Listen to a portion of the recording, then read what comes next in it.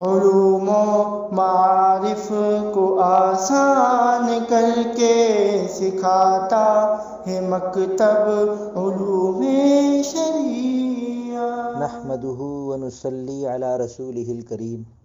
احکام القرآن للجساس، یہ امام ابو بکر جساس رازی رحمۃ اللہ علیہ کی تصنیف ہے۔ یہ ایک جلیل القدر حنفی عالم تھے۔ ان کی تاریخ وفات 370 ہجری ہے۔ احکام القرآن پر مبنی آیات کی تعداد تقریباً 500 ہے، لیکن مفسرین کرام نے جہاں پورے قرآن کی تفسیر لکھی ہے وہیں احکام پر مبنی آیات کو جمع کر کے الگ سے احکام القرآن پر مشتمل تفسیری مجموعے بھی مرتب کیے ہیں۔ یہ کتاب بھی اسی قبیل کی ہے۔ اس میں انہوں نے قرآن کریم سے فقہی احکام و مسائل کے استنباط کو موضوع بنایا ہے، لہذا انہوں نے صرف انہی آیات کی فقہی تفسیر کی ہے جو احکام فقہیہ پر مشتمل ہیں۔